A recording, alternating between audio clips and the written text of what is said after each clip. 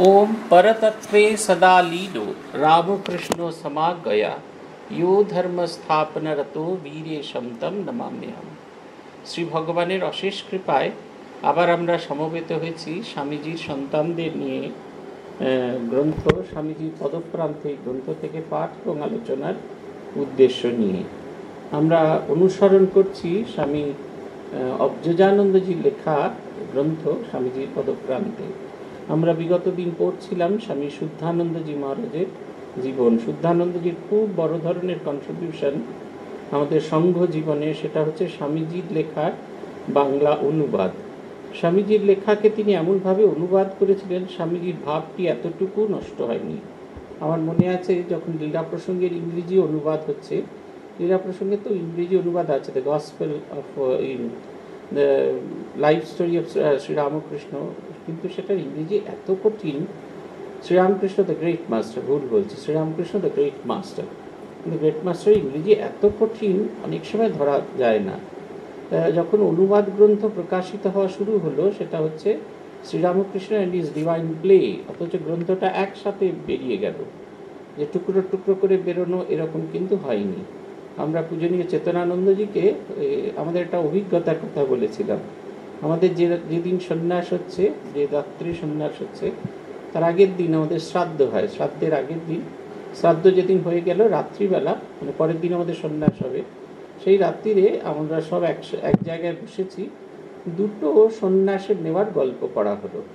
একটা হচ্ছে বাংলায় শারদেশানন্দজি শ্রী চৈতন্যদেবের জীবনী থেকে শ্রী চৈতন্যদেবের সন্ন্যাস নেওয়ার গল্পটা, সেটা বাংলায় পড়া হলো। আর ইংরেজিতে সদ্য প্রকাশিত Sriramakrishna and is divine play, লীলা প্রসঙ্গের ইংরেজি অনুবাদ থেকে ঠাকুরের সন্ন্যাস নেওয়ার গল্পটা পড়ানো হলো, এটা ইংরেজিতে। এই দুটো গ্রন্থ যখন আমরা পড়ছি, তখন আমরা তো মুগ্ধ হয়ে গেছি। আমরা একটা শব্দও করতে পারি। অভিজ্ঞতাটা আমি অনেকবার করে মহারাজকে বলেছিল। আমরা যখন পড়া হচ্ছে, বাংলাতে তো পড়া হলো, এক তো সকালবেলা শ্রাদ্ধ হয়ে গেছে, আমাদের মনটা অন্যরকম হয়ে গেছে, সন্ন্যাসের জন্য একদম পূর্ণ প্রস্তুতি হয়ে গেছে। এবং তারপরে ওই শ্রীরামকৃষ্ণ ইজ ডিভাইন প্লে থেকে ঠাকুরের এটা পড়া হলো। অতগুলি ছেলে, 44 জন ছেলে, একজনও একটি শব্দ উচ্চারণ করলেন না। পড়া শেষ হয়ে গেল, যে যার মতো বিছানায় ফিরে গেল। আমরা তখন একটা জায়গায়, এখন তার এরকমভাবে থাকা হয় না, তখন লাইব্রেরি হলে থাকা হতো, বেলুড় মঠে দোতলার লাইব্রেরি হলে একদম সেক্লুডেড অবস্থায় 44 জন থাকতো, কম্বলের বিছানা পেতে সেখানে থাকতেন তারা। বাইরের লোকজন তাদের কেউ দেখতে পেত না, এবং তারাও যাতে বাইরের লোকজনকে না দেখতে পান তার ব্যবস্থা করা থাকতো। ওই 8-10 দিন আমরা সত্যি সত্যি পৃথিবীর বাইরে থাকতাম। পৃথিবীর মধ্যে আছি অথচ পৃথিবীর বাইরে। আমরা যখন চেতনানন্দজিকে এই আমাদের অভিজ্ঞতার কথা বলি, তখন উনি ভারী সুন্দর কথা বলেছিলেন। আমি জানো তো অনুবাদ শুরু করার আগে 1 বছর লেগেছিল শুধু ইন্ডেক্সটা অনুবাদ করতে। যে আমাদের যে ওই ইন্ডেক্সটা আছে, সূচিপত্র, সেটা অনুবাদ করতে ওনার 1 বছর সময় লেগেছিল। উনি বলেছিলেন, ঠাকুরের কাছে এটা আমি একটা চ্যালেঞ্জ হিসেবে নিয়েছিলাম, যদি ইন্ডেক্সগুলোকে আমি ঠিক মতো অনুবাদ করতে পারি, তাহলে জানবো এটা অবশ্যই শ্রীরামকৃষ্ণের আদেশ, শ্রীরামকৃষ্ণের ইচ্ছাতে হচ্ছে। যদি এটা না হয় তাহলে আমি ওখানেই থামিয়ে দেবো। বললেন 1 বছর লাগলো আমার ইন্ডেক্সটা করতে। আমরা বলেছিলাম, একটা জিনিস বলেছিলাম, যে লীলা প্রসঙ্গের এসেন্স, এইটা আপনি কি করে রেখেছিলেন। এই লীলা প্রসঙ্গের এসেন্স রাখার মূলে উনি শুদ্ধানন্দজির এই অনুবাদের কথা আমাদের বলেছিলেন বাংলায় যে স্বামীজির কবিতা এবং মূল বক্তৃতাগুলি ইংরেজি থেকে বাংলায় অনুবাদ হয়েছে, এখানে শুদ্ধানন্দজি আমাদের পায়োনিয়ার। তিনি আমাদের দেখিয়ে দিয়েছিলেন কীরকম করে এসেন্সটিকে ঠিকঠাক মতো বজায় রেখে, কেমন করে ওই যে কোনো অনুবাদ গ্রন্থকে ধরে রাখতে হয়। এটা হচ্ছে কথা। আমরা এই দেখেছিলাম, এইটা কিন্তু আছে স্বামীজির। এটা সবচেয়ে বড় কৃতিত্ব স্বামী শুদ্ধানন্দজির। আগামী দিনের মানুষের কাছে স্বামী বিবেকানন্দকে সহজ সরল ভাষায় স্বামী বিবেকানন্দের মতো করে প্রকাশ করা হয়েছে। আপনারা দেখবেন অনেকেই স্বামীজির চিঠি দেখলে খুব ভালো করে বোঝা যায়, স্বামীজির যে সমস্ত চিঠি একেবারে গোদা বাংলায় লেখা, তার যে ভাষা, তার যে ভাব, সেগুলো কিন্তু অন্য কোনোটাতে আসেনি, সেইভাবে আসেনি। সেটা এত সহজ, বিশেষ করে প্রাচ্য ও পাশ্চাত্য, যেটা স্বামীজি নিজের লেখা রচনা, তার যে বাংলা, তার যে ভাব, সেগুলো একদম অন্যরকম, কারুর সাথে মেলে না। ওইখানে বোঝা যায় যে স্বামীজির হৃদয়ের যে তার যে লেখার যে স্টাইল, তার যে বলার যে স্টাইল, বলছেন যেভাবে, তার প্রকাশ করার যে স্টাইল, এটা কিন্তু শুদ্ধানন্দজির অনুবাদ গ্রন্থে একেবারে ভীষণভাবে পরিষ্কার করে বোঝা যায়। দেখবেন ওই আমাদের শুদ্ধানন্দজির যে কবিতা সং অফ দি সন্ন্যাসী ঠাকুরের, স্বামী বিবেকানন্দের কবিতা সন্ন্যাসীর গীতি, সেটির অনুবাদ এটি পড়লে একদম বোঝা যায়। দুটি পাশাপাশি রেখে পড়বেন। স্বামী বিবেকানন্দ লিখছেন তার গুরু ভাইদের লিখছেন সেই যে লেখা, এই অভিন্ন হৃদয়ে সুর, আর তারপরে পাশেই সন্ন্যাসীর গীতি, এ দুটো যদি পাশাপাশি রেখে পড়া যায় তাহলে আমরা বুঝতে পারবো ওই কোন সুর তাল লয় ছন্দে এটি গঠিত হয়েছে। আরেকটি বড় অবদান স্বামী বিবেকানন্দের সঙ্গে, তিনটি অবদান আমরা বিশেষ করে মানি। দুই হচ্ছে স্বামীজির যে মঠ রুলস, আমরা আগের দিন আলোচনা করেছিলাম, তার মঠ রুলসের উনি ছিলেন, স্বামী বিবেকানন্দ ছিলেন মন্ত্রদ্রষ্টা ঋষি, কিন্তু সেই মন্ত্রগুলিকে ধারণ করে রাখার ক্ষমতা ছিল একমাত্র স্বামী শুদ্ধানন্দজির কারণেই এই গোটা জিনিসটাকে ধারণ করে রাখা সম্ভব হয়েছিল। আর তিন হচ্ছে স্বামীজির স্বামীজি আদেশ করেছিলেন প্রত্যেক দিনের ঘটনা লিখে রাখতে, লিপিবদ্ধ করে রাখতে, ডায়েরি, মঠ ডায়েরি খুব ইম্পর্টেন্ট। স্বামী আমাদের যে history of Ramakrishna Math mission রচিত হয়, আর সবটুকুর মূল ভিত্তি হচ্ছে মঠ ডায়েরি। এগুলো এখনও আছে আমাদের আর্কাইভসে, এগুলো রাখা আছে। যারা গবেষণা করেন, যারা এই নিয়ে কাজকর্ম করেন, তারা দেখেছেন, আমারও দেখার সৌভাগ্য হয়েছে, হাতে লেখা মঠ ডায়েরি, পুরনো দিনের খাতা, কখনো ডায়েরিতে ওই লেখা, এবং সেই খগের কলমে কীরকম লেখা হয় সেগুলো দেখা যেত আর কি। এই মঠ ডায়েরি থাকার ফলে স্বামীজি চলে যাওয়ার পরেও এই মঠের যে ইতিহাস, সেটা পূর্ণাঙ্গভাবে লেখা হয়েছে। এখন যে আমরা রিলিফ রিপোর্ট করি, যে কোনো ঘটনা ঘটলে তার রিপোর্টিং করি, তারপর প্রেস মিট করি, এগুলো সব কিছুর ভিত্তি কিন্তু মঠ ডায়েরি, ওইখান থেকে লেখা হয়েছে। আগেকার দিনে প্রত্যেক সপ্তাহে উইকলি রিপোর্ট লেখা হতো, এই মঠ ডায়েরিগুলোকে ধরে ধরে উইকলি রিপোর্ট করা হয়। এখন আর উইকলি রিপোর্ট করা হয় না, আপনারা অনেকেই জানেন না।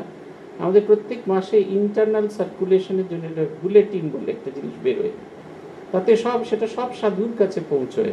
আচ্ছা, কথা এই আমরা এইখানে গিয়ে থেমেছিলাম যে স্বামীজি তাকে আদেশ করছেন, দেখ মঠের একটা ডায়েরি রাখবি, আর হপ্তায় মঠের একটা রিপোর্ট পাঠাবি। শুদ্ধানন্দজি সারা জীবন সেই আদেশ পালন করেছিলেন, এবং স্বামীজি সম্পর্কে এবং পরবর্তীকালে স্বামীজি উত্তর রামকৃষ্ণ মিশন সম্পর্কে যা কিছু তথ্য, সেগুলো আজ আমরা যেভাবে পাই, এটা সবটুকুই স্বামী শুদ্ধানন্দজির অবদান। 1897 খ্রিস্টাব্দে 6ই মে স্বামীজির সঙ্গে তিনি পশ্চিম আর উত্তর ভারতে যাত্রায় সফরে বেরোন। শুদ্ধানন্দ যে এই সময় প্রায় 6 মাসকাল স্বামীজির সঙ্গে সম্পর্ক স্থাপন করেছিলেন। পরবর্তীকালে একটি অপ্রকাশিত চিঠি, এই চিঠির তারিখ হচ্ছে খুব সম্ভবত 14ই জানুয়ারি 1938 সাল। সেই 14ই জানুয়ারি 1938 সালে তিনি একজনকে লেখা একটা দীর্ঘ চিঠিতে, যেটি কখনো কোথাও প্রকাশিত হয়নি, সেই দীর্ঘ চিঠিতে তিনি এই স্বামীজির সঙ্গে তার যে 6 মাস থাকার যে ভ্রমণ কাহিনী, সেটি তিনি লিখেছিলেন। এবং এই 6 মাস থাকার যেটা সবচেয়ে বড় ব্যাপার, একটি বড় জিনিস তিনি চুম্বক আকারে লিখেছিলেন। তিনি লিখেছিলেন, স্বামীজি পাঞ্জাব ও রাজপুতানা ভ্রমণকালীন শরীরের দিকে নজর দিতে, অথচ কষ্ট সহিষ্ণু হইয়া তপস্যাদি করিতে খুব বলিতেন আমাকে। এই একটা জিনিস আমরা অনেক সময় ভুলে যাই। বুদ্ধদেবের জীবনেতে এই ঘটনাটি বিশেষভাবে লক্ষ্য করা যায়। বুদ্ধদেব কঠোর তপস্যা করছেন, তারপরে সেই তপস্যা করতে করতে একদিন তিনি মুখ হাত পা ধোয়ার জন্য নদী তটে গিয়েছেন। নদীতে গিয়ে যখন মুখ ধুচ্ছেন, তখন তিনি দেখলেন তার সেই কঙ্কালসার দেহ, তিনি মুখ ধুতে ধুতে নিজেকেই চিনতে পারছেন না। সেই রাজগুরু সে সুন্দর স্থূলকায় দেহ চলে গেছে, তাতে একটা কঙ্কালসার দেহ এসেছে। এমন সময় তিনি দেখলেন নদীতে একটি ভেলা ভেসে যাচ্ছে। সেই ভেলায় এক গুরু তার শিষ্যকে কেমন করে তারবাদ্য বাদ্যে হয় তাটা শেখাচ্ছেন। বলছেন তারবাদ্য খুব টেনে বাদ্যেনি, তাহলে কি হয়, যখন বাজানো হয় তখন ঝংকার ওঠার বদলে তারগুলো ছিঁড়ে যায়। আর যদি খুব লুজ করে বাঁধা হয় তাহলে তার বাদ্যে সঠিক সুরের অনুরণন হয় না। সেই কারণে মধ্যম পন্থায় তার বাদ্যকে বাদ্য হয়, খুব টাইট করেও নয় আবার খুব লুজ করে নয়। এটা যেন বুদ্ধদেবের মনে হলো, এটা যেন তাকে একটা শিক্ষা দেওয়ার জন্য ভগবান এই কথাগুলি প্রচার করলেন। যারা আমরা সাধক হই, সাধক হবার চেষ্টা করি, সব ক্ষেত্রেই আমাদের এই এক্সট্রিম যাওয়ার আগে এই অবলম্বনীয় মধ্যপন্থাটি অবলম্বন করা উচিত বলে আমরা মনে করি। কোনো কিছুর এক্সট্রিম ভালো নয়, মধ্যপন্থা অবলম্বন করা দরকার। এটা আমরা দেখতে পাবো পরবর্তীকালে এই উপদেশটি না মানার ফলে স্বামী শুদ্ধানন্দজির জীবনে কতখানি কষ্ট হয়েছিল সেটা আমরা দেখব। স্বামীজি তাকে এই কথাটি বলেছিলেন, আর এই সময় স্বামীজি তাকে আশীর্বাদ করেন। তিনি বলেছিলেন, তুই পণ্ডিত হবি। স্বামী বিবেকানন্দের আদেশ ছিল, আশীর্বাদ ছিল, তুই পণ্ডিত হবি। পণ্ডিত কীরকম পণ্ডিত না, যিনি তত্ত্বদ্রষ্টা, তিনি সেই রকম পণ্ডিত। স্বামী শুদ্ধানন্দজির পড়ানোর স্টাইল সম্পর্কে আমরা ভূতেশানন্দজি মহারাজের কাছে শুনেছি। জটিল থেকে জটিলতর জিনিস তিনি পড়াতেন, কিন্তু জলবৎ তরলম।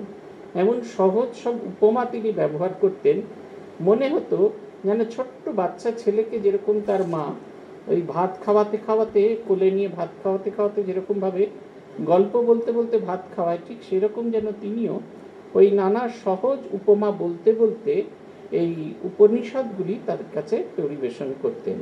আমরা সেই চিঠিটায় চলে যাব, যেখানে তিনি বলছেন স্বামীজির জীবনের কিছু গল্প।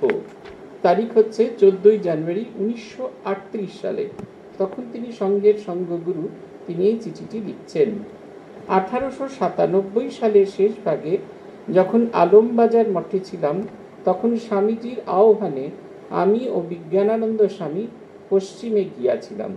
তখন স্বামীজি নানা স্থানে ঘুরিতেছিলেন, সুতরাং কোন স্থানে তাহার সহিত মিলিত হই তাহা জানা ছিল না। স্বামীজির নির্দেশ মতো আমরা প্রথমে আম্বালায় গিয়া কিছুদিন থাকি। তারপরে স্বামীজির জনৈক গুরু ভ্রাতা স্বামী নিরঞ্জনানন্দজি বিজ্ঞানানন্দ স্বামীকে পাহাড়ে একটি জমি নির্বাচনের জন্য দেরাদুনে লইয়া যান। আমি আম্বালাতেই কিছুদিন থাকিয়া যাই। দেরাদুনের জমিটি এখন আর আমাদের নেই, বাদলগঞ্জ। আগে আমাদের একটা রিট্রিট সেন্টার ছিল বাদলগঞ্জে, সেই বাদলগঞ্জের জমিটির কথা বলছেন। আমি আম্বালায় কিছুদিন থাকিয়া যাই। পরে সংবাদ পাইয়া স্বামীজির সহিত মিলিত হইবার জন্য লাহোরে গমন করি, কিন্তু স্বামীজি কবে লাহোর পৌঁছবেন ইহা আমার ঠিক জানা ছিল না। সুতরাং স্টেশনে অপেক্ষা না করিয়া পত্র লিখিত একটি ঠিকানায় চলিয়া যাই। পরে জানিতে পারি যে আমি লাহোর স্টেশনে পৌঁছিবার ঘণ্টাখানিক পরেই স্বামীজি তথায় পৌঁছিয়াছিলেন এবং লাহোরের সনাতনী ও আর্য সমাজী জনসাধারণ স্বামীজির বিশেষ রূপে অভ্যর্থনা আয়োজন করিয়াছেন। এদিকে স্বামীজি মনে করিয়াছিলেন তিনি আমাকে স্টেশনে দেখতে পাইবেন, কিন্তু তাহা না পাইয়া এত অভ্যর্থনার গোলমালের মধ্যেও আমার খবর লইবার জন্য আম্বালায় একখানি প্রিপেইড তার প্রেরণ করেন। অবশ্য রাত্রেই স্বামীজির সহিত আমার সাক্ষাৎ হয় এবং স্বামীজির আমার প্রতি অহেতুক ভালোবাসা দেখিয়া আমি মুগ্ধ হই। লাহোরে স্বামীজি যে সকল বক্তৃতাদি হয় তৎসম্বন্ধে ভারতে বিবেকানন্দ হইতে বিস্তারিত পড়িয়াছ, সুতরাং সে সম্বন্ধে বিশেষ লেখা বাহুল্য। এখানে দুটো জিনিস দেখবার আছে। ভালোবাসা শুধু একমুখী হয় না, দুজনেই ভালোবাসেন। একজন একজনকে দেখতে পাচ্ছেন না বলে কি করে তাকে দেখতে পাবেন তার জন্য পাগল হয়ে যাচ্ছেন। এই একদিকে একটা দিক আছে। শুদ্ধানন্দজি লাহোরে গিয়ে পৌঁছে ভাবছেন স্বামীজিকে দেখতে পেলেন না, তাহলে বোধহয় অন্য জায়গায়। যে ভালোবাসাটা কি ভয়ানক, আকর্ষণটা কি তীব্র, এটার একটা ছবি। আর দুই হচ্ছে স্বয়ং স্বামী বিবেকানন্দ, তার কাছে এরকম কত স্বামী শুদ্ধানন্দ আসে, কিন্তু তাকে তিনি ভালোবাসেন। স্টেশনে এসে তাকে দেখতে না পেয়ে উদ্বিগ্ন হয়ে তিনি তার করছেন, প্রিপেইড তার করছেন। এই যে কেবলমাত্র স্বামীজি ভালোবেসেছেন বলেই এরা ভালোবেসেছিলেন তাই নয়, দুজনেই দুজনকে ভালোবাসতেন। ঈশ্বরের সঙ্গে মানুষের এই রকম ভালোবাসার সম্পর্ক তৈরি হলে তবে সেটা বন্ধনের কারণ হয়। আমরা মানুষের সঙ্গে এরকম ভালোবাসার সম্পর্ক তৈরি করতে যাই এবং আদতে সেটা আমাদের কাছে বন্ধন না হয়ে একবারে বন্ধনই হয়, কিন্তু অন্য রকমের বন্ধন ফাঁস হয়ে গলাতে লেগে থাকে, তাতে জীবনহানি হওয়ার সম্ভাবনা থাকে। সংক্ষেপে দুই একটি কথা মাত্র লিখিতেছি। ওই স্থানে তখন গ্রেট ইন্ডিয়ান সার্কাস কোম্পানির অধ্যক্ষ সার্কাস লইয়া আসিয়াছিলেন। তিনি ছেলেবেলায় স্বামীজির সহিত কুস্তির আখড়ায় কুস্তি করিতেন। বহুকাল পর স্বামীজিকে ঐরূপ অবস্থায় দেখিয়া তিনি এত বিহ্বল হন যে তিনি কি বলিয়া তাহার বাল্যবন্ধুকে সম্বোধন করিবেন ভাবিতে পাইতেছিলেন না। স্বামীজি তখন তাহার পূর্ব পরিচিত ভাবে সম্বোধন করিয়া তাহার সংকোচ ভঙ্গ করিয়া দেন। এটাও আরেকটা ছবি দেখার মতো। স্বামী বিবেকানন্দ যতই তিনি আমাদের বিশ্ববিজয়ী বিবেকানন্দ হোক না কেন, তিনি যে আদতে সেই মানুষ বিবেকানন্দ, এটা তিনি সারা জীবন প্রমাণ দিয়ে যাওয়ার চেষ্টা করেছেন। আমরাই যারা বিবেকানন্দকে ওই কুলুঙ্গিতে বসিয়ে রেখেছি, কিন্তু তিনি সবসময় আমাদের মাঝখানে নেমে এসে আমাদের মতো হয়ে তাকে নিজেকে প্রেজেন্ট করার চেষ্টা করেছেন। আমরা সেটা বুঝতে পারিনি। স্বামীজির এই ঘটনায় তার নিজের বাল্যবন্ধুর কাছে তিনি সেই তার পুরনো নরেন হিসেবেই পাচ্ছেন, প্রকাশ করার চেষ্টা করছেন। সেখানে বিশ্ববিজয়ী বিবেকানন্দ নেই, সেখানে সন্ন্যাসী বিবেকানন্দ নেই, কেউ নেই। বলছেন এখান হইতে দেহরাদুন যাওয়া হয়। তথায় স্বামীজির শরীর ভালো ছিল না, তথাপি আমাদিগকে সর্বদা বেদান্ত হইতে অধ্যাপনা করাইতেন এবং বলিতেন, আমার এখনো ইচ্ছা হয় সন্ন্যাসীর উপযোগী মাধুকরী বৃত্তি দ্বারা জীবিকা নির্বাহ করি, কিন্তু কি করিব, শরীরে উহা সইবে না। যাহা হোক, ওখান হইতে ফিরিবার সময় তিনি আমাদের কয়েকজনকে পদব্রজে সাহারানপুরে আসিতে উৎসাহিত করিয়াছিলেন। ওইকালে তিনি আমাদের খুব সন্ন্যাস ধর্ম উপদেশ দিয়াছিলেন। এখানে একটি ওই দেশীয় ছেলে সামান্য বেতনে আমাদের বাসন প্রভৃতি মাজিত। সে ক্ষত্রিয় জাতির শুনিয়া স্বামীজি তাহাকে ক্ষত্রিয়োচিত শিক্ষা দিবার আশায় সঙ্গে লইয়া রাজপুতানার ক্ষেত্রী পর্যন্ত গিয়াছিলেন এবং তাহার উপনয়ন দিয়া শিক্ষার ব্যবস্থা করিয়াছিলেন।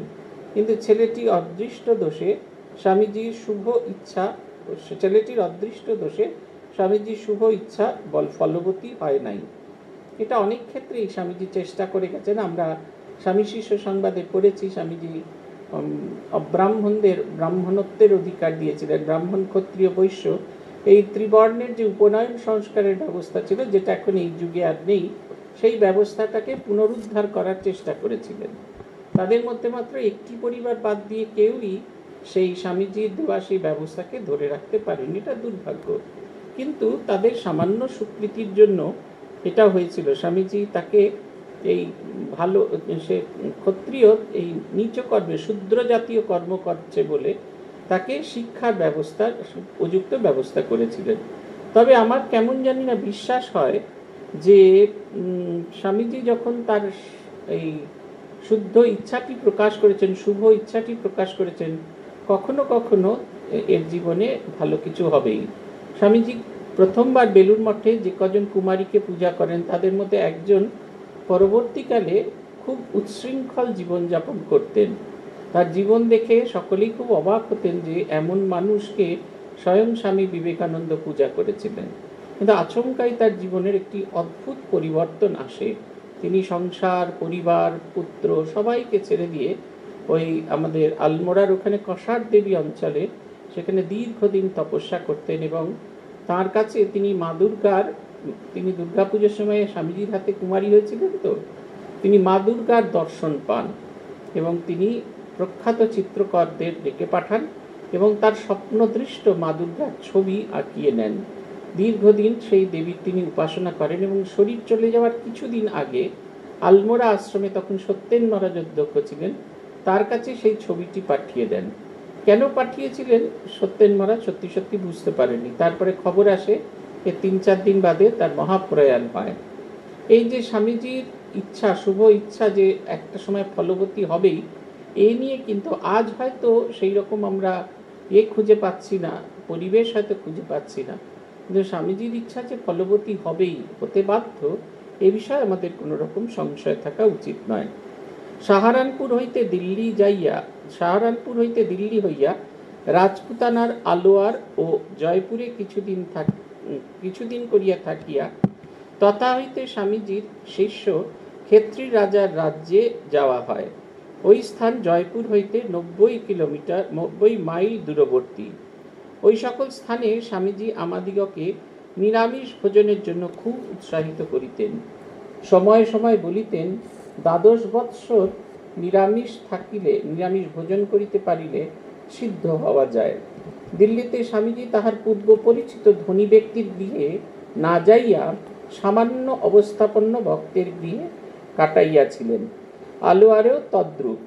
এই সকল স্থানে স্বামীজি আমাদিগকে অশ্বারোহণ প্রভৃতি শিক্ষা করিতে বিশেষ উৎসাহ দিতেন। মোট কথা স্বামীজির এইরূপ চেষ্টা করিতেন যাহাতে তার ভক্ত ও শিষ্য আধ্যাত্মিক, মানসিক, শারীরিক সর্বপ্রকারে শিক্ষা পাইয়া একজন সর্বাঙ্গ সুন্দর মানুষ হইতে পারে। তোমার বিশেষ আগ্রহ দেখিয়া তোমাকে সংক্ষেপে স্বামীজির সহিত আমার পশ্চিম ভ্রমণের কথা কিছু লিখলাম। পত্রের দ্বারা ইহা বিস্তারিত লেখা অসম্ভব। যা লিখেছেন সেটাই যথেষ্ট, কিন্তু যেটা যে অন্তর্নিহিত অর্থটি বলেছেন এটা কিন্তু খুব প্রণিধানযোগ্য।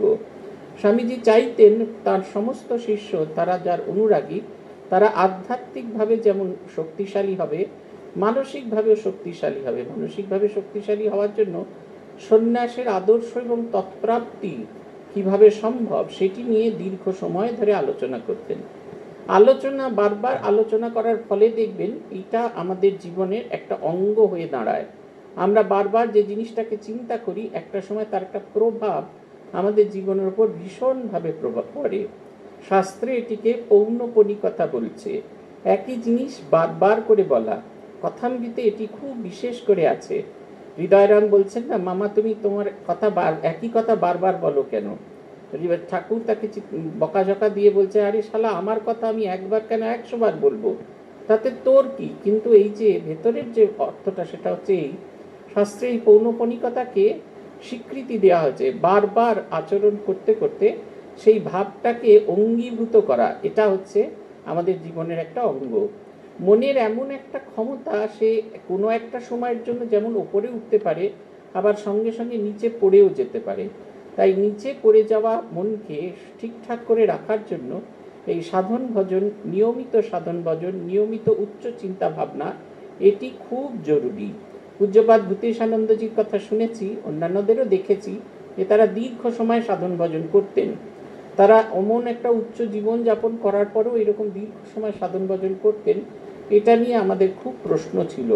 তিনি বলতেন যে ভূতেশানন্দজি ঠাকুরের ওই কথাটা বলতেন, তোতাপুরী বলেছিলেন যে ঘটি রোজ মাজতে হয়। এই ঘটি রোজ মাজা, মনের নিয়মিত সংস্কার করাটা ভীষণ প্রয়োজন হয়। এটা যদি না করা যায় তাহলে কোনোভাবেই আমরা উচ্চ ভাবনা রাখতে পারি না।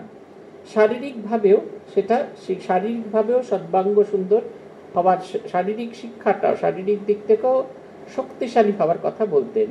কারণ শরীর যদি ঠিক না থাকে তাহলে আমাদের মন ভালো থাকলেও আমরা ঈশ্বর চিন্তায় নিজেকে বা উচ্চ চিন্তায় নিজেকে কখনোই মগ্ন রাখতে পারি না। সেই কারণে উচ্চ চিন্তায় মগ্ন রাখার জন্য আমাদের শারীরিকভাবেও শক্তিশালী হতে হয়।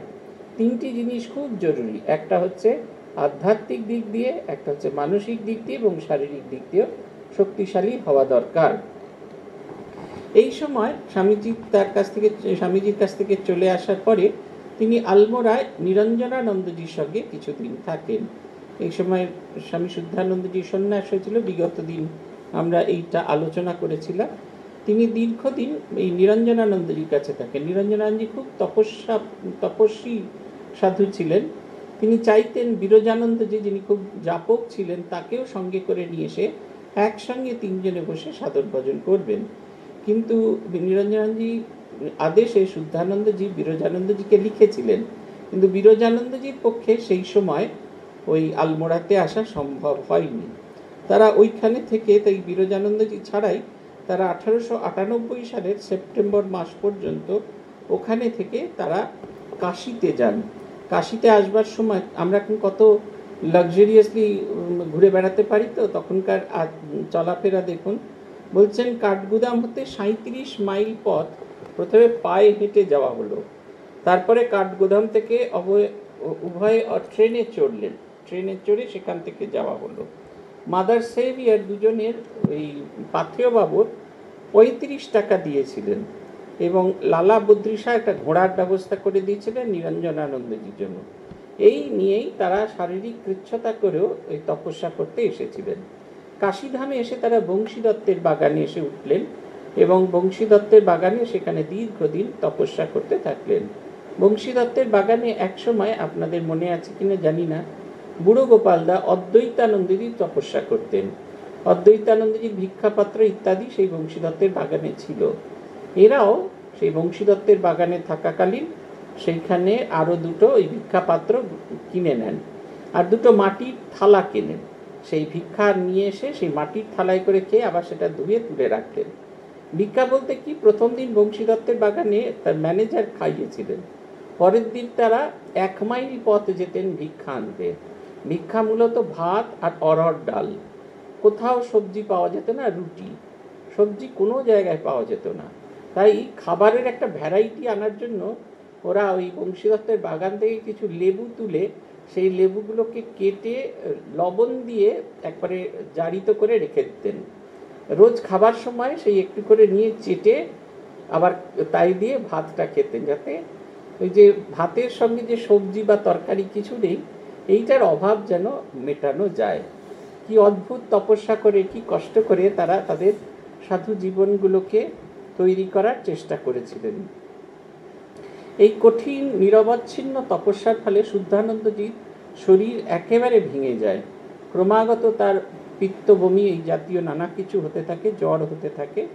তখনকার দিনের আর এদের কাছে টাকা পয়সা নেই। প্রিয়লাল দাস হোমিওপ্যাথিক চিকিৎসক ছিলেন কাশী, তার কাছে চিকিৎসা হয়। চিকিৎসাতে তার জ্বর কমে, কিন্তু পথ্য থাকতো কিছু, মানে এই সাবু বার্লি বা দুধ টুধ কিছু সেসব তো পাওয়া যেত না।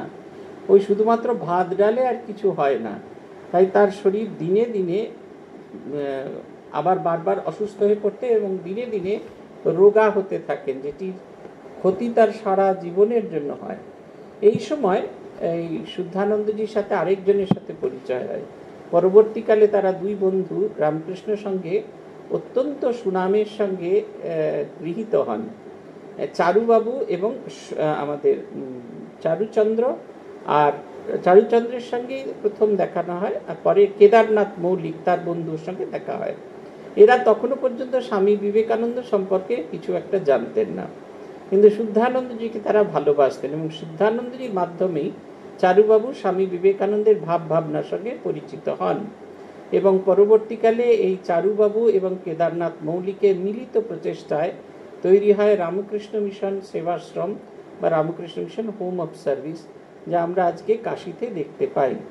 এই চারুচন্দ্রবাবু তখন তিনি চাকরি করতেন, তার সেই পয়সা দিয়ে তিনি শুদ্ধানন্দজিকে কিছু এই খেতে দিতেন, পথ্য কিনে দিতেন। এই সময় আরেকটি খুব গুরুত্বপূর্ণ ঘটনা, বিদগ্ধ প্রবীণ সন্ন্যাসী স্বামী ভাস্করানন্দজির সঙ্গে শুদ্ধানন্দজি সেই সময় দেখা হয়। একটা সময় স্বামী বিবেকানন্দ যখন তিনি তপস্যারত ছিলেন, তিনি এই ভাস্করানন্দজির সঙ্গে দেখা করতে এসেছিলেন, কিন্তু ভাস্করানন্দজি স্বামীজিকে ছেলে মানুষ বলে তার সঙ্গে কোনো রকম আলাপ আলোচনায় যাননি। পরবর্তীকালে যখন স্বামী বিবেকানন্দের এই চিকাগো বিজয় হবার পরে তিনি ভাস্করানন্দজি আকৃষ্ট হন স্বামী বিবেকানন্দের প্রতি, এবং শুদ্ধানন্দজি স্বামীজির শিষ্য এবং নিরঞ্জনানন্দজি স্বামীজির গুরু ভাই জেনে খুব আকুতি করেন যে স্বামীজির সঙ্গে একবার তার দেখা হোক।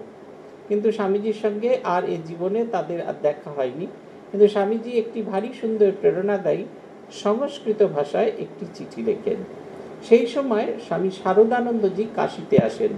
শুদ্ধানন্দজির চেহারা, শুদ্ধানন্দজির ভগ্ন স্বাস্থ্য, এসব দেখে তিনি একদম হতবাক হয়ে পড়েন। শারদানন্দজি লক্ষ্য করেন যে মশার কামড়ে শুদ্ধানন্দজির মুখটা একবারে সেই গুটি বসন্তের মতো দাগে পূর্ণ হয়ে গেছে। এতখানি কষ্ট সহিষ্ণু ছিলেন শুদ্ধানন্দজি। এই তার থেকে মুক্তি পাওয়ার জন্য স্বামী শারদানন্দজি 3 টাকা দিয়ে চারুবাবুকে দিয়ে একটি মশারি কেনার ব্যবস্থা করেছিলেন, যাতে তার তপস্যা সহজ হয়। কিন্তু তার সেই তপস্যার ভাবটা, মশারি হোক যাই হোক, তার সেই তপস্যার ভাবটা এতটুকু কম হয়নি। শুদ্ধানন্দজির স্বাস্থ্য ক্রমাগত ভাঙতে থাকলো। তখন তাকে মঠে ফিরে আসতে হলো। মঠে যে ফিরবেন তার জন্য কোনো পয়সা তার কাছে ছিল না। নিরঞ্জনানন্দজি মাদার সেভিয়ারকে আবার দেখেন এবং শুদ্ধানন্দজির জন্য ট্রেনের টিকিট আর জুতো ছিল না, খালি পায়ে ছিলেন, তাই একজোড়া জুতো কেনবার জন্য পয়সা জোগাড় করেন মাদার সেভিয়ারের কাছ থেকে। শুদ্ধানন্দজি মঠে ফিরে এলেও নিরঞ্জনানন্দজি সেইখানেই কাশীধামে তপস্যা করতেন। স্বামী শুদ্ধানন্দজির জীবনে নিরঞ্জনানন্দজির প্রভাব ছিল অসীম। তিনি শ্রীরামকৃষ্ণ সন্তানদের দেখেছিলেন খুব ছোট থেকে। দুজনের প্রভাব তার জীবনে খুব অসীম। এক হচ্ছেন রামকৃষ্ণানন্দজি, আরেকজন হচ্ছেন নিরঞ্জনানন্দজি। আমাদের উত্তর ভারতে যে সমস্ত কেন্দ্র তৈরি হয়েছে, অল্প বয়সী ছেলেরা একত্রিত করে তাদের ভেতরে যে স্বামীজির ভাব প্রচার হয়েছে, এর অনেকটা ভূমিকা ছিল স্বামী নিরঞ্জনানন্দজি। নিরঞ্জনানন্দজি এই সমস্ত সংঘবদ্ধভাবে ছেলেদের ভেতরে স্বামী বিবেকানন্দের কথা, স্বামী শ্রীরামকৃষ্ণের কথা বলে তাদের ভেতরে তাদের অন্তর্নিহিত বৈরাগ্যকে প্রজ্বলিত করতেন। শুধু তাই নয়, সেটি যেন একটা সঠিক দিশা লাভ করে তার চেষ্টা সবসময় করতেন। পরবর্তীকালে শুদ্ধানন্দজি একটি ঘটনা তার শিষ্যদের বলতেন। যখন তিনি সুস্থ হলেন, জ্বরটার একটু কমে গেল, তার ভেতরে অদ্ভুত খাবার বাতিকে এসে উপস্থিত হলো। তিনি খাবার জন্য একেবারে আকুল হয়ে পড়তেন। তিনি রোজ 8খানা করে রুটি খেতেন, আর নিরঞ্জনানন্দজি জানতেন এই যে বাতিগ্রস্ত অবস্থায় যদি খায় তাহলে তার শরীর আর সুস্থ হবে না। কিন্তু এই শুদ্ধানন্দজি এত জোর করতেন, তখন তিনি তাকে ভয় দেখাতেন, তুমি যদি এরকম করো তাহলে আমি মাদ্রাজে শশীকে লিখবো। শুধু শশীকে লিখবই না, তাকে জানাবো যে তুমি তার এইরকমভাবে আমাকে উৎপাত করো, তপস্যা করার বদলে তুমি এইখানে এসে এরকম খাবার জন্য উৎপাত করছো। শশী মহারাজকে তিনি এত ভালোবাসতেন এবং নিরঞ্জনানন্দকে এত ভালোবাসতেন যে তিনি সঙ্গে সঙ্গে শান্ত হয়ে যেতেন। কলকাতায় যখন ফিরে এলেন, তখন একটা অদ্ভুত কালোজয়ী ঘটনা ঘটল। সেটা হচ্ছে 1899 সালের 14ই জানুয়ারি বাংলার 1305-এর 1 মাঘ থেকে স্বামীজির ঈপ্সিত উদ্বোধন পত্রিকার প্রকাশ হলো। উদ্বোধন পত্রিকার প্রথম সম্পাদক ছিলেন স্বামী ত্রিগুণাতীতানন্দজি। শুধুমাত্র সম্পাদক নয়, তিনি লেখক, তিনি চাঁদা কালেকশন করতেন, তিনি ছাপতেন। শারদানন্দজি এই ত্রিগুণাতীতানন্দজি এরকম ঘটনা হচ্ছে সারা রাত ধরে দাঁড়িয়ে দাঁড়িয়ে কাজ করেছেন। কেন দাঁড়িয়ে দাঁড়িয়ে কাজ করেছেন? বসে পড়লে যদি ঘুমিয়ে পড়েন। তিনি টাইপ সেটার, তিনি প্রুফ চেকার, তিনি সমস্ত সংকলনগুলোকে এক জায়গায় করতেন, সব কিছু বিজ্ঞাপন আদায় করা, আবার এমনকি এই যে বিলি করা, পত্রিকা প্রকাশ হয়ে যাওয়ার পর বিলি করার ব্যবস্থাও ছিল। প্রথম দিকে এই উদ্বোধন পত্রিকা পাক্ষিক ছিল, 15 দিন অন্তর অন্তর প্রকাশিত হতো। 9 বছর এইরকমভাবে থাকার পরে উদ্বোধন পত্রিকা মাসিক পত্রিকায় রূপান্তরিত হয়। 1314 সালে 1899-তে প্রকাশিত হয়েছিল এবং তার 9 বছর বাদ 1908 সাল থেকে এই পত্রিকাটি মাসিক পত্রিকা রূপে প্রকাশিত হলো। মাসিক পত্রিকায় 3টি অদ্ভুত ভালো জিনিস প্রকাশিত হলো। এক হচ্ছে রাজযোগ, স্বামীজির যে রাজযোগ তার বাংলার অনুবাদ প্রকাশিত হলো। আর এর কিছুদিন বাদ থেকে প্রকাশিত হতে থাকতো লীলা প্রসঙ্গ ধারাবাহিকভাবে লেখা শুরু হলো। আর উদ্বোধনের যে বই বিক্রির যে সেকশন ছিল, সেখানে একটি অন্যতম জিনিস ঘরে ঘরে পৌঁছে দেওয়ার কাজ করতেন, সেটা হচ্ছে কথিত শ্রী শ্রী রামকৃষ্ণ কথামৃত। সেই সময় আরও একটি কাজ শুদ্ধানন্দজি করতেন। এখন যেমন প্রায় প্রত্যেক সেন্টারে, যেখানে আমাদের স্কুল সেন্টার আছে, সব জায়গায় ছোট্ট করে একটি স্টুডেন্টস হোম আছে, কিন্তু তখন কোনো রকম স্টুডেন্টস হোম আমাদের ছিল না। তখন স্বামীজির প্রভাবে প্রাচীন ঋষিকুলের আদর্শে অনেকে চাইতেন তার সন্তানদের রাখতে। এই বেলুড় মঠে তখন এইরকম আদর্শ বিদ্যার্থী রাখার ব্যবস্থা হলো এবং শুদ্ধানন্দজি হলেন আমাদের প্রথম হস্টেল সুপার। পরবর্তীকালে 1918-19 সালে বরাহনগরে কিছু অনাথ ছেলেকে নিয়ে আবার এরকম হস্টেল তৈরি হয়। তার মধ্যে অনেকগুলি তৈরি হয়ে গেছে। চেন্নাই স্টুডেন্টস হোম তৈরি হয়ে গেছে বেলঘরিয়া স্টুডেন্টস হোম 1917 সালে স্থাপিত হয়ে গেছে। একটি একটি করে স্টুডেন্টস হোম তৈরি হতে আরম্ভ করেছে, কিন্তু প্রথম স্টুডেন্টস হোম তৈরি হয় বেলুড় মঠে এবং তার প্রথম সুপার হলেন স্বামী শুদ্ধানন্দজির কথা। 1902 সালের ঘটনা, জুন মাস যখন শেষ হয়ে আসছে, সেই রকম একটি দিনে স্বামী শুদ্ধানন্দজির কাছে স্বামী বিবেকানন্দ পঞ্জিকা চাইলেন এবং শুদ্ধানন্দজি লক্ষ্য করলেন স্বামীজি খুব নিবিষ্ট মনে একটার পর একটা তারিখ দেখে চলেছেন। তারপরে দেখা হয়ে গেলে তিনি সেটাকে বন্ধ করে পাশে রেখে দিলেন, ফেরত দিলেন না। শুদ্ধানন্দজি ভাবলেন বোধহয় কোনো নতুন প্রকল্প কিছু শুরু করতে চাইছেন, তাই বোধহয় স্বামী বিবেকানন্দ এত খুঁটিয়ে খুঁটিয়ে পাঁজিটা দেখছেন। কিন্তু তিনি জানতেন না যে এর এক সপ্তাহ বাদে 4 জুলাই 1902 স্বামী বিবেকানন্দের মহাপ্রয়াণ ঘটবে। আচার্য যাকে আদর্শ করে এসেছিলেন তার স্থূল শরীরের অদর্শনে তার ভীষণ রকমের কষ্ট হয়েছিল। কিন্তু অন্যান্যরা যেরকম কর্ম বিমুখ হয়ে গেছিলেন, শুদ্ধানন্দজির একেবারে ঠিক উল্টো দিক হয়েছিল। তিনি মনে করেছিলেন স্বামীজি স্থূল শরীরে ছেড়ে চলে যাওয়ার পরেও সূক্ষ্ম শরীরে তার প্রভাব এবং এক মহাশক্তিরূপে সঙ্ঘের ওপর সেটা আছড়ে পড়ছে। অতএব এই সঙ্ঘের সেবা মানেই স্থূল শরীরে স্বামী বিবেকানন্দকে যে শ্রদ্ধা, যে সেবা, যে আনুগত্য তিনি দিয়েছিলেন সেটি সঠিক করে প্রকাশ করা দরকার। এই সময় সান ফ্রান্সিসকোতে স্বামী ত্রিগুণাতীতানন্দজিকে সান ফ্রান্সিসকো কেন্দ্রের দায়িত্ব দিয়ে পাঠানো হয়। অতএব উদ্বোধন পত্রিকার দায়িত্ব কে নেবে এই নিয়ে সংশয় তৈরি হয়। শুদ্ধানন্দজি শুরু থেকেই স্বামী ত্রিগুণাতীতানন্দজিকে সর্বকাজে সাহায্য করতেন। অতএব শারদানন্দজি এবং বেলুড় মঠের প্রবীণরা স্থির করলেন যে উদ্বোধন পত্রিকার দ্বিতীয় সম্পাদক হবেন স্বামী শুদ্ধানন্দজি। তিনি এইখানেই প্রথম 10 বছর তিনি উদ্বোধন পত্রিকার সম্পাদক ছিলেন। ক্রমাগত বাড়ি বদলাতে আরম্ভ করেছিল। প্রথমে 30 নম্বর বোসপাড়া লেনের ভাড়া বাড়ি, তারপরে 12 বা 13 নম্বর গোপালচন্দ্র নিয়োগীর বাড়িতে উদ্বোধন কার্যালয় স্থানান্তরিত হয়।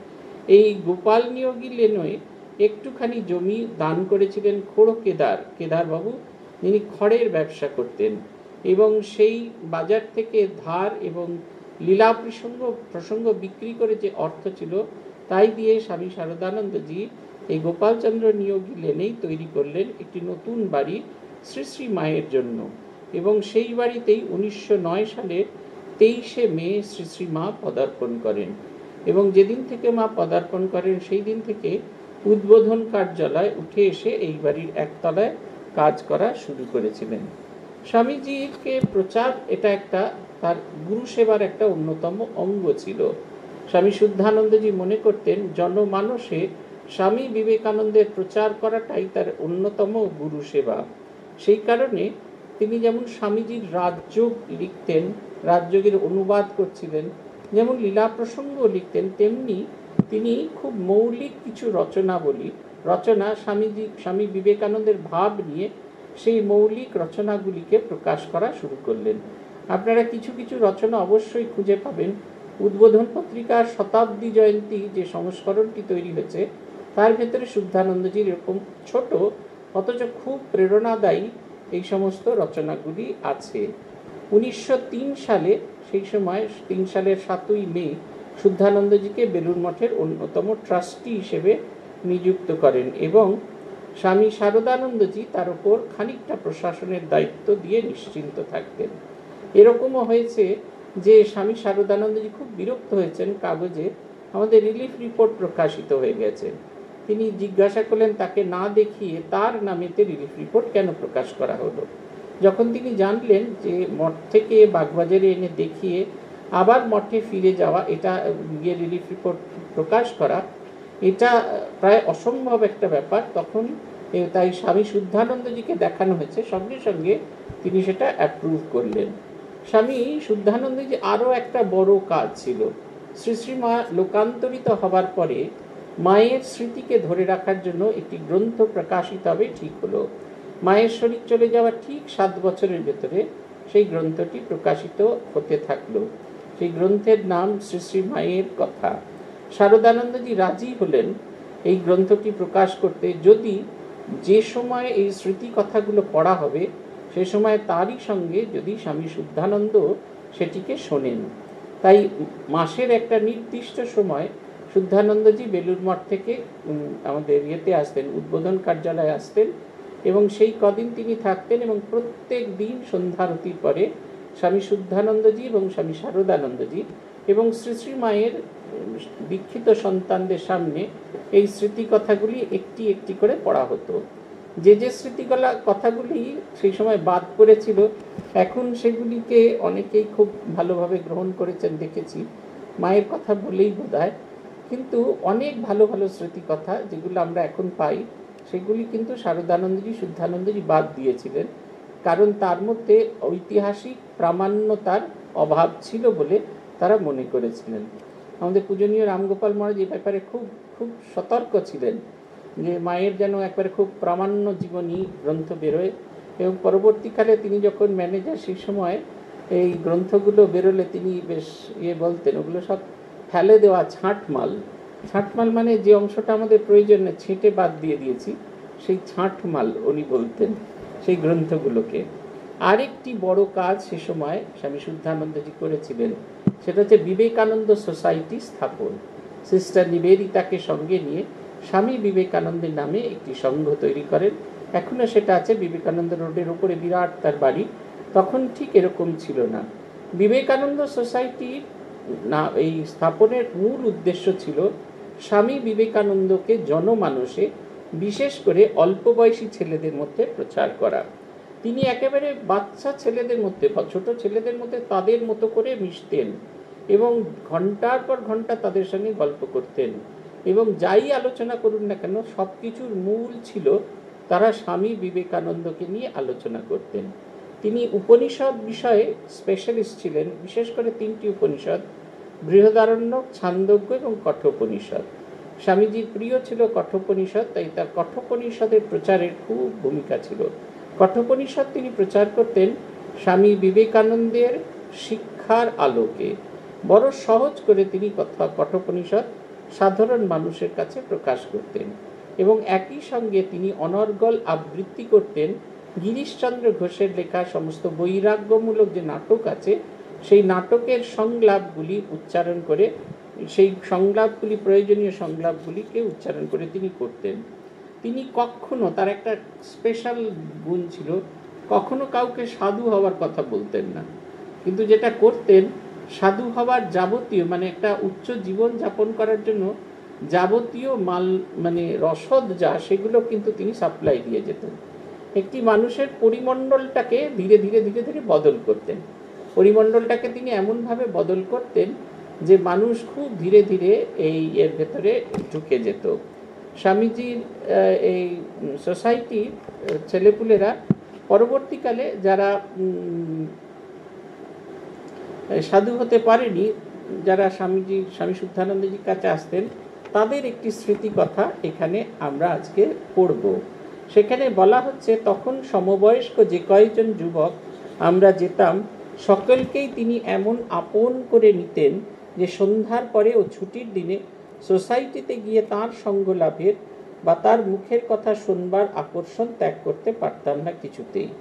আমরা যারা যেতাম বেশিরভাগই নিম্নবিত্ত। সংসারের নানা অভাব, অভিযোগ, জীবনের হতাশা ও নৈরাশ্য এসে গিয়েছিল।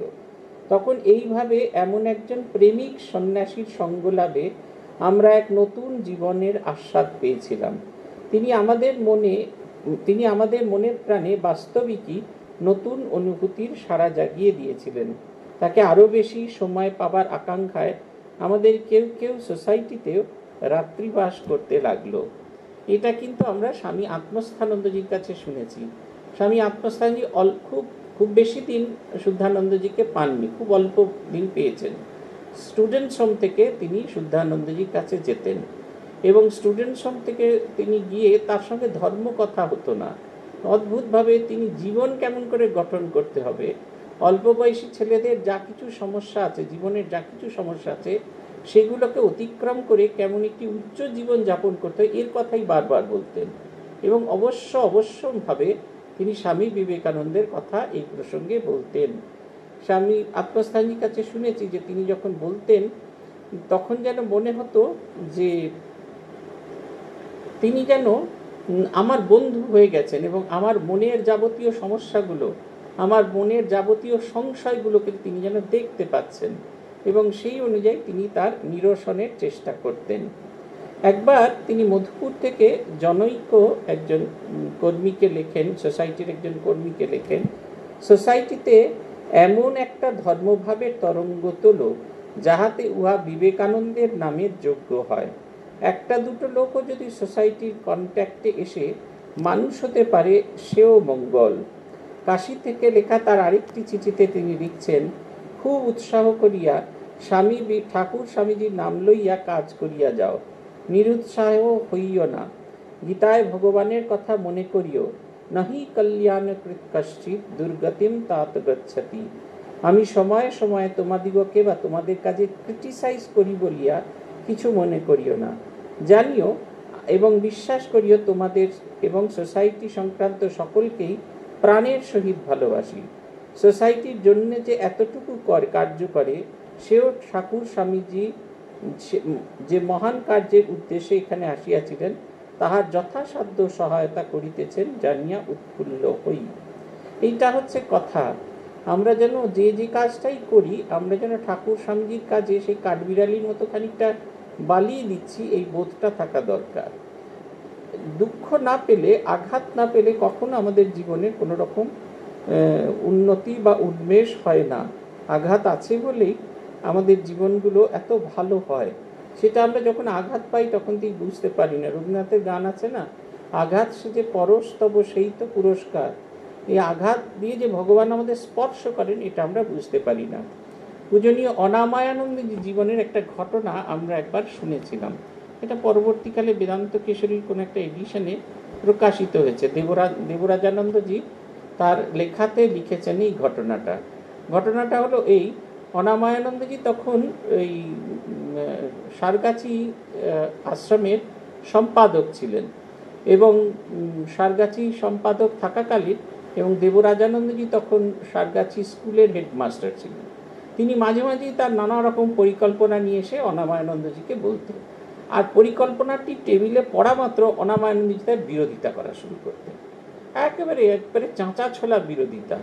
তখন এই প্রত্যেকবার এরকম আঘাত পেতে পেতে পেতে পেতে এবং দেখা যেত যে অনামায়ানন্দজি যা যা কারেকশন কথা বলছেন, যেগুলো সমালোচনা করেছেন দেবরাজানন্দজি, সেগুলো পরবর্তীকালে ঠিকঠাক করার পরে সেই প্রকল্পটাকে বাস্তবায়িত করা হচ্ছে। তখন কিন্তু অনামায়ানন্দজি কোনো বিরোধিতা করতেন না, কিন্তু প্রত্যেকবার প্রস্তাব আসা মাত্র অনামায়ানন্দজি তার বিরোধিতা করতেন। একদিন খুব রেগে গিয়ে প্রশ্ন করেছেন তিনি অনামায়ানন্দজিকে, আমি কোনো কিছু নিয়ে এলে আপনি এর বিরোধিতা করেন কেন?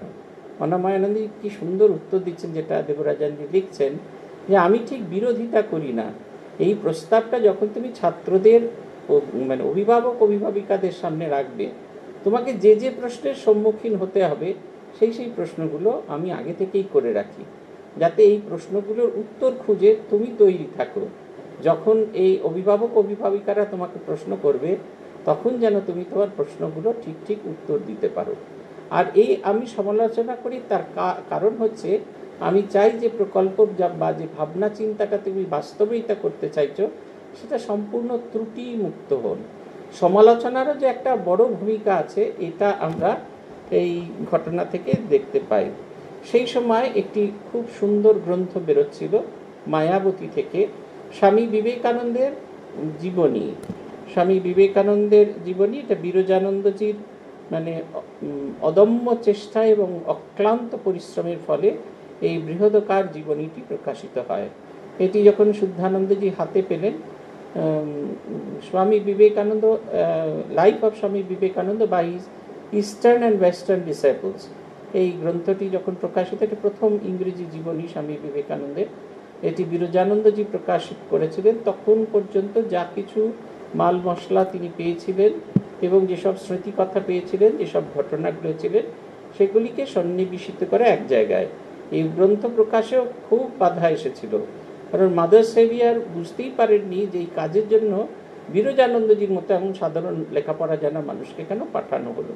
তিনি খুব অসন্তুষ্ট হয়েছিলেন, কিন্তু পরবর্তীকালে বিরজানন্দজি তার সেবা দিয়ে, তার অক্লান্ত পরিশ্রম দিয়ে মাদার সেভিয়ারের এটাকে বদল করে দিয়েছিলেন।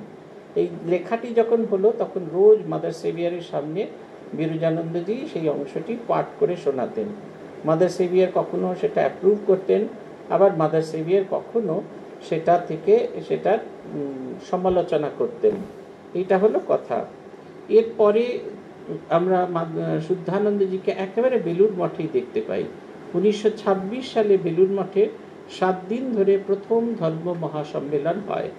তখন যারা বেঁচে ছিলেন স্বামীজি ঠাকুরের শিষ্যরা, স্বামী শিবানন্দজি তখন সংঘাধ্যক্ষ, স্বামী শারদানন্দজি তখন সাধারণ সম্পাদক, তখন সম্পাদক বলা হতো, এবং সহকারী সংঘাধ্যক্ষ 3 জন, স্বামী অখণ্ডানন্দ, স্বামী বিজ্ঞানানন্দ এবং স্বামী অভেদানন্দ। এছাড়া বেঁচে ছিলেন স্বামী সুবোধানন্দজি। এদের সকলের মনে হতে থাকলো একে একে যে নিবিচে দেউটি পরবর্তীকালে রামকৃষ্ণ আন্দোলনকে কি করে চালিয়ে নিয়ে যাবে, এবং সেই উদ্দেশ্যেই এই ধর্ম মহাসম্মেলন আহুত হয়। সেই ধর্ম মহাসম্মেলনে ঠিক হয় একটি ওয়ার্কিং কমিটি তৈরি হবে, যে ওয়ার্কিং কমিটি নিত্যদিনের প্রশাসনিক কাজ দেখাশোনা করবে এবং আধ্যাত্মিক বিষয়ে যে কাজগুলি এগুলি কেবলমাত্র শ্রীরামকৃষ্ণ পার্ষদের কাছেই দেওয়া হবে। আমার সৌভাগ্য হয়েছিল, আমি অনেক দিন মিউজিয়ামের কিছু কিছু কাজ করতাম, আমরা কয়েকজন মিলে।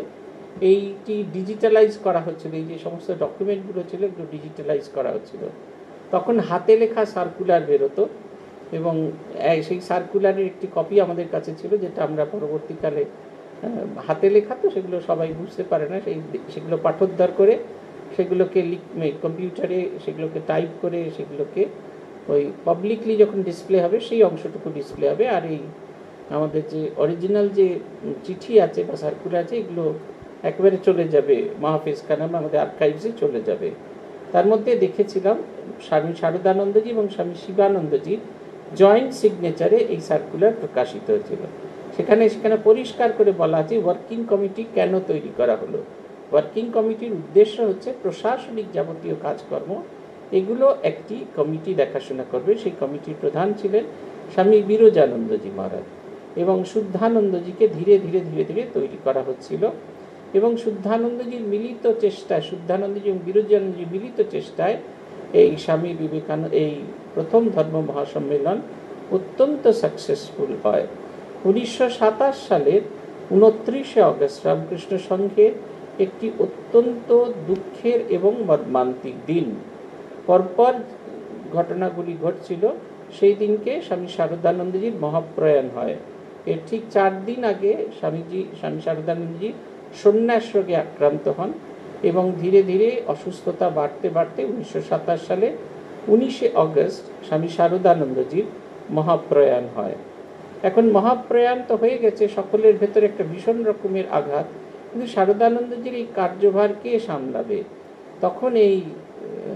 তখন ঠিক হলো যে বিরজানন্দজি যেমন ওয়ার্কিং কমিটির অধ্যক্ষ আছেনই, ঠিক তিনি সেই সময় শুদ্ধানন্দজিকে রামকৃষ্ণ সংঘের দ্বিতীয় সম্পাদক হিসেবে নির্বাচিত করা হলো।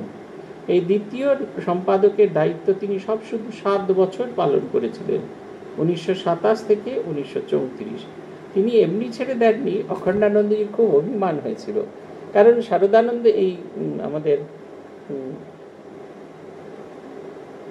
শুদ্ধানন্দজির প্রশাসনকাল রামকৃষ্ণ মিশনকে অনেক বিচ্ছিরি রকমের কিছু বৈষয়িক মামলার মধ্যে জড়িয়ে পড়তে হয়, এবং যার জন্য আমাদের যে সংঘ আদৌ ভেঙে পড়বে কি না এবং সংঘকে জোড়া রাখা, আবার একসঙ্গে এই মামলাগুলোকে চালিয়ে যে এবং প্রত্যেকটি মামলায় জিতে সংঘকে সুনামের সঙ্গে এক জায়গায় ধরে রাখার এটা একটা বড় কৃতিত্ব ছিল তার। কিন্তু দেখা গেছে শুদ্ধানন্দজির সাধুত্ব, তার মনীষা, তার স্থৈর্য এবং কর্মকুশলতার ফলে তিনি এই সংঘের মর্যাদা বৃদ্ধি করেছিলেন 7 বছর একটানা। বিশেষ করে 1929-এর পরে মহাপুরুষ মহারাজের প্রেসিডেন্ট অবস্থার শেষের দিকের অবস্থায় এই একটি বড় সমস্যা তৈরি হয়েছিল। এত কাজ, প্রচণ্ড কাজ করতেন। এখনকার মতো তো 4 জন অ্যাসিস্ট্যান্ট সেক্রেটারি, একজন ট্রেজারার আর জেনারেল সেক্রেটারি এই ক্যাবিনেট ছিল না। তখন একজন সম্পাদক, একজন সহকারী সম্পাদক, এই নিয়ে কাজ করতেন অনেক সময়। আমরা খুব বেশি দিনে পুরনোত্ব সাধু নই, কিন্তু আমরা দেখেছি জেনারেল সেক্রেটারি স্বামী বন্দনানন্দজি নিজের একটা ছোট্ট টাইপ মেশিন ছিল, তাতেই নিজে টাইপ করছেন, কারণ তখন হেডকোয়ার্টার্সে সাধুর সংখ্যা এত কম ছিল। সমস্ত কাজ তারা নিজের হাতে করতেন। এত কিছু করেও তিনি দুবার করে সাধুদের শাস্ত্র পড়াতেন। প্রত্যেক দিন 1 ঘন্টা করে তিনি শাস্ত্র পড়াতেন। এবং তিনি সবসময় লক্ষ্য রাখতেন যে মঠের প্রত্যেক সাধু ব্রহ্মচারী যেমন নিষ্কাম কর্ম করছে তার সঙ্গে জ্ঞান ও চর্চাও করে। স্বামীজি বলেছিলেন মঠটাকে যেন বাবাজিদের আখড়া বানিয়ে দেওয়া না হয়, সেই কারণে নিয়মিতভাবে জ্ঞান চর্চার যে চেষ্টা সেটা তিনি চালিয়ে গিয়েছেন। এবং শুদ্ধানন্দজির প্রত্যক্ষ চেষ্টাতেই এটি হয়। তখন তারাসার পণ্ডিত আসতেন পড়াতে সাধুদের, এবং স্বামী শুদ্ধানন্দজি দুবেলা পড়াতেন। ভূতেশানন্দজি শুদ্ধানন্দজির কাছে পড়াশোনা করেছেন। ভূতেশানন্দজি বলতেন যে তিনি এত নিজের কাজের প্রতি এত নিষ্ঠাবান ছিলেন, যেদিন তার যথেষ্ট প্রস্তুতি থাকতো না সেদিনকে তিনি কখনো ক্লাস নিতেন না। এবং তিনি পড়াচ্ছেন এই কথাটা কখনো তিনি বলতেন না, বলতেন এসো হয়ে একটু চর্চা করে নেওয়া যাক, এই চর্চা করে নেওয়া যাক এই ভাবটা তিনি রাখতেন। তিনি পড়াচ্ছেন না, তিনি বলতেন চর্চা করতেন। এটা পরবর্তীকালে ভূতেশানন্দজির মধ্যে খুব প্রকাশিত দেখেছি। উনি বলতেন ভালো ভালো কথা বলো, যখন ভালো ভালো কথা বলা হতো উনি আমাদের উপদেশ দেওয়ার সময় বলতেন এমন ভেবো না যে আমি তোমাদের উপদেশ দিচ্ছি, তা কিন্তু নয়, আমি তোমাদের এই কথাগুলি বলছি নিজেকেও মনে করিয়ে দেওয়ার জন্য। এটা আমরা গুরুজনদের কাছে শুনেছিলাম, এটা শুদ্ধানন্দজির প্রভাব। শুদ্ধানন্দজি যখন পড়াতেন এমনভাবে পড়াতেন যেন তিনি অন্য কাউকে পড়াচ্ছেন না, তিনি যেন নিজেকেও একটু একটু করে শিক্ষিত করে তুলছেন। এই রকম তিনি পড়াতেন। মঠের সবার কাছে তিনি ছিলেন, বিশেষ করে অল্প বয়সী ছেলেদের কাছে। স্বামী শুদ্ধানন্দজি তখন বেশ বয়স হয়েছে, আপনারা ছবি দেখলেই বুঝতে পারবেন খুব অ্যাট্রাকটিভ চেহারা নয়, তার কথাবার্তা খুব অ্যাট্রাকটিভ ছিল না, কিন্তু তার ব্যক্তিত্ব এমন অ্যাট্রাকটিভ ছিল যে বিশেষ করে অল্প বয়সী যুবকরা তার কাছে আসতেন। একজন তার স্মৃতি কথায় লিখছেন তিনি ছিলেন মঠের যুবা বৃদ্ধ সকলেরই সেন্টার অফ অ্যাট্রাকশন। এই যে আমরা এখন শিশুমঙ্গল হাসপাতালটা দেখি না, এই রামকৃষ্ণ মিশন সেবা প্রতিষ্ঠান, এই শিশুমঙ্গল থেকে সেবা প্রতিষ্ঠান, এই যে পরিবর্তন, এটা কিন্তু শুদ্ধানন্দজির চেষ্টায়। শুদ্ধানন্দজি একবার শিশুমঙ্গল হাসপাতাল দেখতে গেলেন, আমাদের বিদেশ থেকে এলেন দয়ানন্দজি, সেখানে মায়েদের এবং শিশুদের কীরকমভাবে যত্ন করা হয় এই দেখে দয়ানন্দজির মনে হয়েছিল আমাদের দেশে যে এত মা মারা যায়, এত শিশু মারা যায়, তাদের অযত্নের অভাবে তারা মারা যায়, তাই তাদেরকে দেখার জন্য একটি হাসপাতাল, শুধু বাচ্চাদের জন্য একটা প্রসূতি হাসপাতাল তৈরি হবে, তার জন্যই শিশুমঙ্গল স্থাপিত হলো। শুদ্ধানন্দজি এসেছিলেন সেই হাসপাতাল দেখতে। হাসপাতাল থেকে ঘুরে যাওয়ার সময় তিনি বলেছিলেন, হ্যাঁ হে দয়ানন্দ, তুমি তো এত শিশু মঙ্গল করলে, একটু বৃদ্ধ মঙ্গলও করার, আমাদের মতো বৃদ্ধদের জন্য বৃদ্ধ মঙ্গলও খোলো। এইটি তাদের প্রেরণা ছিল, এবং এই প্রেরণার জন্যই এই শিশু মঙ্গল হাসপাতাল এখনকার এই সেবা প্রতিষ্ঠানে রূপান্তরিত হয়েছে। তিনি বলছেন, সেই স্মৃতিচারক লিখছেন, যেটা দিয়ে শেষ করব, তিনি ছিলেন মঠের যুবা বৃদ্ধ সকলেরই সেন্টার অফ অ্যাট্রাকশন। তা তিনি যেখানেই থাকুন, যেখানেই যান বা থাকুন না কেন, অমন সহজ সরলভাবে স্বামীজি ও ঠাকুরের ভাব সম্পুটিত করে শাস্ত্রনিহিত জ্ঞান বুঝিয়ে দেওয়ার ক্ষমতা এ পর্যন্ত অন্য কাহারও মধ্যে দেখি নাই। মহারাজদেরও ছিলেন বুক অফ রেফারেন্স। পূজা পাঠ এদিকেও তার আন্তরিক অভিনিবেশ ও শ্রদ্ধা ছিল প্রগাঢ়। অনাড়ম্বর প্রাণস্পর্শীভাবে অনুষ্ঠান করাই ছিল তার পূজাদির মূল মন্ত্র। অতএব আমার কাছে তিনি ছিলেন শ্রদ্ধা, ভালোবাসা ও আকর্ষণের বস্তু। দেখা হলেই তার সঙ্গে কিছুক্ষণ বসে সঙ্গ না করলে মঠে যাওয়া যেন বৃথাই মনে হতো। বোধহয় তার সংস্পর্শে যে কেহ এসেছেন শতকরা 100 জনের মধ্যে 100 জনই ওই কথা বলবেন। তার নিজত্ব ঠাকুর ও স্বামীজি এবং তাদের আদর্শ প্রকাশ করা ছাড়া আর অন্য কিছু বলে মনে হয় না। তিনি জীবনের কার্যভার ও আদর্শের দ্বারাই স্বামীজি প্রতিষ্ঠিত এই সঙ্ঘে নিজের অস্তিত্বকে সম্পূর্ণ বিলীন করে গেছেন। তার সম্বন্ধে আমার এই হচ্ছে অন্তরের ভাব। ইহা প্রকাশ করা দায়, কারণ ইহা অনুভবের বিষয়। আমার কাছে তিনি ছিলেন ভাববস্তু। পরবর্তীকালে সংঘগুরু হিসেবে আমরা শুদ্ধানন্দজিকে দেখেছি খুব অল্প সময়ের জন্য, কিন্তু যখনই কেউ উপদেশ চাইতে আসতো দেখতো মহারাজের সঙ্গে দেখা করতে এলে দেখতো যে মহারাজ কথামৃত নিয়ে আলোচনা করছেন, কথামৃত পাঠ চলেছে, এবং কেউ তার কাছে কোনো উপদেশ চাইলে তিনি বলতেন ওই কথামৃত যা পড়া হচ্ছে ওইটি শোনো, ওর বাইরে আর আলাদা করে আমার কিছু বলার নেই। সবসময় একটি উচ্চ চিন্তা, উচ্চ ভাবধারাকে ধরে রাখা ছিল স্বামী শুদ্ধানন্দজির কাজ। সংঘ এবং তার সংঘের প্রতি সেবা সেটা বৌদ্ধিকগত এবং মনোজগতে যদি না হয় তাহলে কার্যজগতে সেটি হয় না। আমাদের মনোজগৎ যদি ঐশ্বর্যপূর্ণ না হয়, আমরা আমাদের কাজেতেও সেই ঐশ্বর্যের প্রকাশ আমরা দেখাতে পারি না, এবং সেটির পূর্ণ রূপায়ণ করে দেখিয়েছিলেন স্বামী শুদ্ধানন্দ। আজ এই পর্যন্ত। শ্রী ভগবান যদি কৃপা করেন তাহলে আগামী সপ্তাহ আবার আপনাদের সঙ্গে দেখা হবে। না, আগামী সপ্তাহে আপনাদের সঙ্গে আমার দেখা হবে না। আমি 11 তারিখ একটা জায়গায় যাব, সেখান থেকে ফিরতে আমার সন্ধে হয়ে যাবে। আমি বেলুড় মঠে যদিও থাকবো, আমি ভেবেছিলাম ক্লাসটা নিতে পারবো, কিন্তু হবে না। আজ এই পর্যন্ত। প্রণতানাম প্রসীদত্বম দেবী বিশ্বার্তিহারিণী त्रैलोक्यवासिनामिते लोकानां वरदा भव। ओम शांति, ओम शांति, ओम शांति। हरि ओम तत्सत्। श्री रामकृष्णार्पणमस्तु।